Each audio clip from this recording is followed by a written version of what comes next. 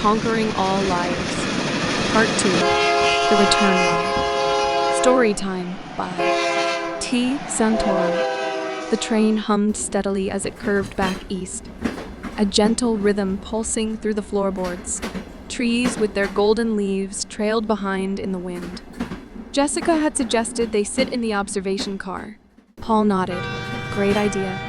As they made their way to the observation car, Paul glanced around and said, "I love how large these windows are. It almost feels like I can see the entire world." A few passengers were already seated, while others were still settling in. Some people were reading, while others simply stared out the window, as if lost in their own stories. Jessica leaned her head against the cool window. A warm cup of coffee with a secured lid nestled in her hands. She wasn't just watching the scenery this time. She was watching her thoughts move quietly through her own mind. As Paul rustled open a small bag of trail mix, a chocolate chunk went flying out of the bag and straight into his mouth. Jessica spoke softly. "I was thinking about this comment I made on our last train ride. Liars don't just lie with words. They lie with feelings." Paul looked up, raising an eyebrow. "Yes, I remember that. Do you have something more to add? If so, please go on." Jessica took a breath. "I have noticed that liars also lie with silence, with compliments that carry concern but feel slightly off. And a good liar lies with timing, and with well-placed pauses that make you explain your thinking before you even realize what's happening." Paul nodded slowly, chewing on both the thought and the trail mix. "You're talking about the quiet kind of manipulation. The kind that shows up dressed like it's heading to a formal event." Jessica exhaled. "Exactly. Like when someone flatters you right before they need something. Or when they say they would never lie to you. Just as you're about to uncover a truth they've carefully buried." 2 rows behind them, a man leaned forward slightly. "Sorry to interrupt. I just happened to overhear you two. Are you saying people shouldn't compliment each other?" Jessica smiled kindly. "No, sir. Genuine compliments are beautiful. It's just that sometimes flattery is used as a tool, and I've noticed most of the time we can feel it. When something's off, when it's not truly sincere." She gently pointed to her heart. "It wasn't about the words they used. It was about the grip inside their compliments. The kind that took hold and slowly made us question our own worth." The man furrowed his brow. "Yeah, I guess I can consider that." As he leaned back into his newspaper, Paul leaned in. "So then, how can we tell the difference between manipulation and a genuine compliment?" Jessica turned toward Paul. "You listen to how you feel after the compliment. If the conversation leaves you feeling free, then it's probably rooted in love. But if it leaves you feeling like you owe something, then it's probably a control technique, subtle but effective in a toxic way." Paul let that truth settle in, grounded and clear. "From our last train ride, I remember what you said about trusting your gut when someone asks a question that sounds innocent, but feels just a little off. I've started doing that more, trusting my gut. And I've become more aware of the people who ask questions only to steer the conversation their way, guiding the words to pull me away from my truth and make me settle into their interpretation of it." Jessica smiled. "You're truly seeing it." Paul chuckled, a few crumbs escaping as he laughed. "It's like I've developed 3D mask vision. I can see clearly through the masks people wear, the illusions they wrap around their words. And now, my eyes are tinted with clarity." Jessica smiled, her expression carrying a sincere look of recognition. Towards the back of the train car, a woman in her 20s, earbuds hanging loosely around her neck, glanced over and asked, "Are you two psychologists or something?" Jessica replied with calmness in her voice. "No. Just 2 people who've lived enough to know the difference between truth and performance. And fortunately, for this truth, you don't need a degree for it. Just clarity of mind." The woman tilted her head. "Sounds like y'all are just being cold and cynical." Jessica didn't flinch. "There's no cynicism here. Just clarity." From a few seats away, a young woman added softly, "Well, trust. You do know that's real too, Jessica said, and so is manipulation. Being aware when someone twists your kindness for their own intentions isn't cold. It's clarity. The young woman shrugged and turned back to her phone. Paul looked directly at Jessica. I'm so impressed with how you calmly handled that. With grace and clarity. It was very impressive. Jessica agreed. I'm not here to convince her or anyone. I'm here to stay in my truth. The train hit a curve. The trees blurred outside like strokes on a watercolor painting. You know what else I've learned? Paul held up a mustard-covered pretzel and said, "Hit me with it." When someone tries to twist my words, I know now I owe no debate. My truth is not on trial. You see, the manipulator likes to imagine we're in their courtroom, where they've cast themselves as the judge. But all I do now is step out of their made-up scene. Not with a loud roar, but quietly and confidently. Paul nodded slowly. That's the hardest part for me. I still feel the need to explain myself, sometimes in great details. Jessica looked at Paul with warmth in her eyes. You never need to explain your piece. You only need to protect it. Yeah, Paul said. That's true. When I sense a manipulator trying to steer the conversation and cast me as the villain, I now pause the moment it feels like they're after my peace. That last train ride really stayed with me. Stillness of mind. What a powerful tool to keep in working order. Oh, and how the manipulator hates it when you stay clear, calm, and unmoved. But what puzzles me is, I just can't find a reason why a manipulator loves to create chaos out of peace. Why is that? Jessica spoke with conviction. Because peace is your foundation. And manipulators, they don't just want to lead the conversation.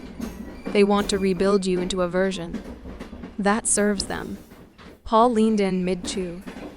As I noticed that gut feeling, the way you can just sense the manipulator's techniques at work, I see clearly now how they try to put you on the defensive.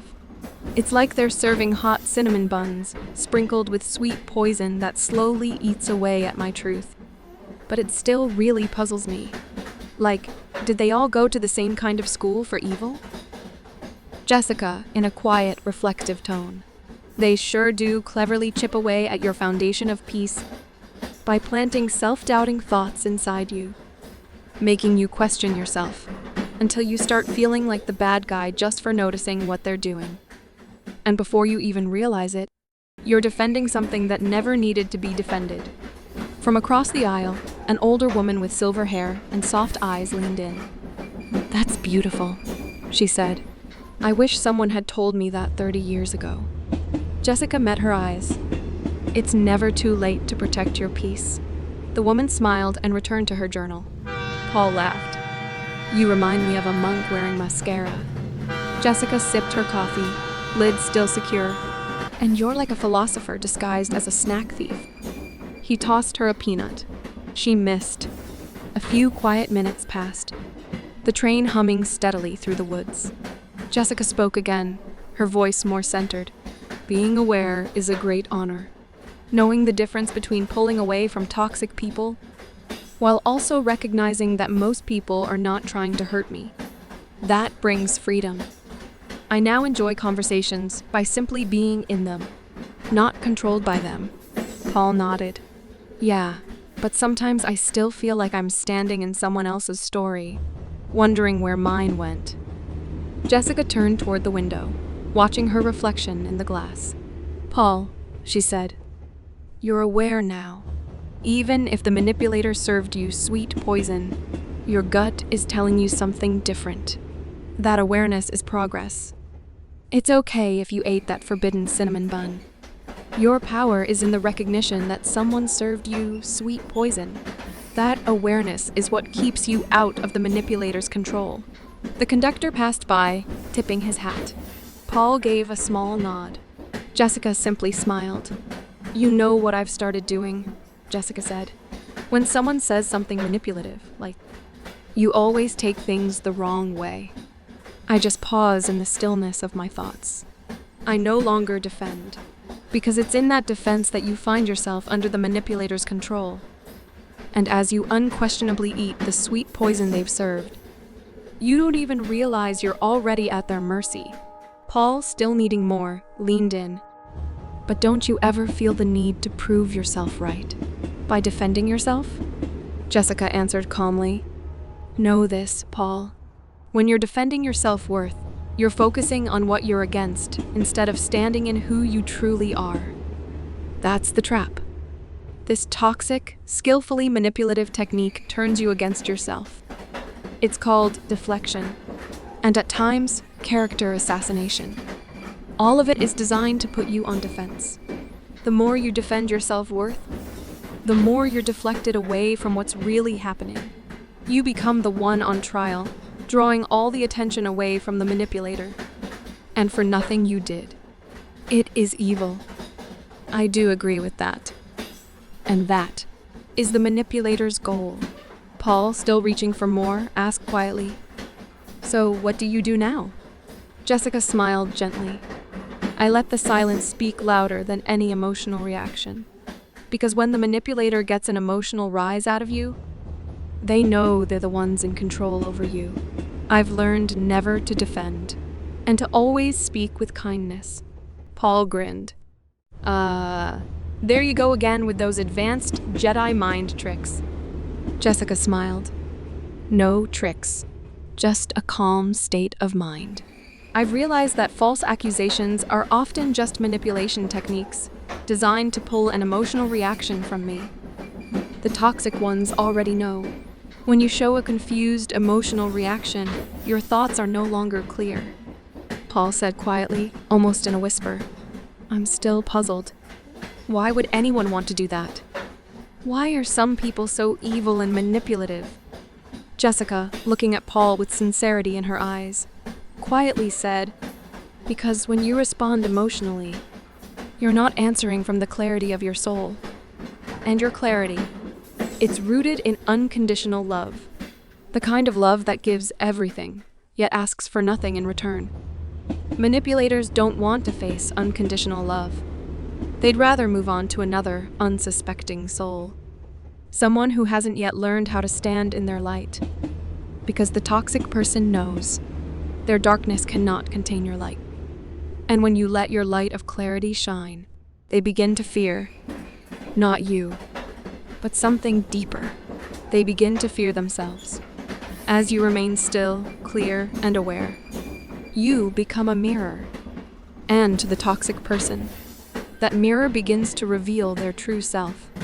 The key to understanding this is knowing that what they fear most isn't just the reflection. It's seeing themselves still wearing their mask of illusion. It's in the clarity of stillness that you become the master of yourself. Two teenagers a few seats up had been listening. One of them turned around and asked, Are you guys filming a reality show or something? Paul grinned. No, but sometimes it feels like I'm living in one. Jessica leaned slightly toward them. Are you being curious? Or are we annoying you? One of the teens muttered. A little of both. Jessica smiled. Fair enough. But one day, you might find yourself in a moment when someone's charm feels more like a leash. And when that day comes, I invite you to remember this train ride. The teens nodded and turned back around. Paul leaned in. I see what you did there. You're planting seeds. Jessica shrugged. Yes, because this isn't about saving anyone. It's about being my true self. Without apology. The train rolled through open fields. A few deer stood quietly by the riverbank. Paul looked out of the large windows. I used to think protecting myself meant building walls. But now I think it means listening to my own thoughts, instead of letting others take up space in me. I no longer feel the need to apologize for my clarity, for my stillness, or for my peace. Jessica nodded. That's it. You got it. Boundaries aren't about keeping people out. They're about keeping yourself free. The train started to slow down. As they neared the last stop before home, Jessica tucked her notebook into her bag. Paul stretched, gathering up his snacks. I feel different now, Paul said. Not just stronger, but clearer. Jessica smiled. Me too. I no longer carry confusion. I no longer second-guess myself. I let the clarity of my thoughts guide me, and I always find myself going in the right direction. The train came to a full stop. As the passengers stood, gathering their belongings, Paul looked at Jessica. You know, I think a lot of people lie because they're afraid. Afraid they won't be accepted if they tell the truth. Jessica placed her hand on Paul's lap. I've become the kind of person who welcomes truth, and who can also recognize the polished versions, the masks of illusion some people try to pass off as truth. The train doors opened with a hiss, as they both stepped into the cool evening air. Jessica turned to Paul and smiled. I stopped defending my truth, and now I enjoy standing in it, because my truth speaks far louder than any toxic manipulator ever could. And remember this, Paul. Just because someone might speak louder than you, blame you, even curse you, know that it's all an act. And knowing this, feeling it, is your invitation. It's in that recognition you realize the manipulator has failed. Failed in their attempt to take over your peace. Paul, with crumbs still on his face, replied, That's the strength of stillness I welcome.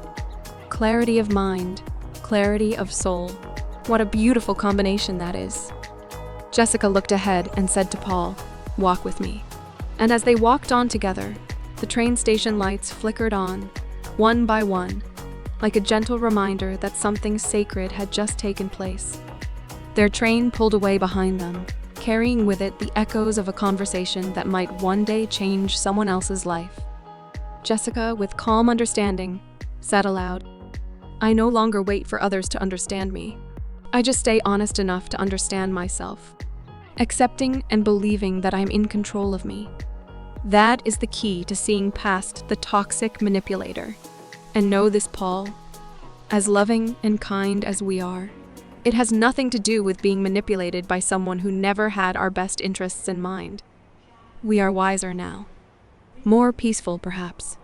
Yet, more importantly, we are armed with the power of stillness and the clarity of mind. As they walked off the platform, an announcement echoed over the loudspeakers. The moment you stop defending your peace is the moment you begin truly living in it. See you in the stillness. If this story spoke to you, please like the video, subscribe to the channel, and remember to click the bell so you always hear a new story. And if you know someone who could use this message, share it with them. Because sometimes, a simple story is all it takes to spark something real.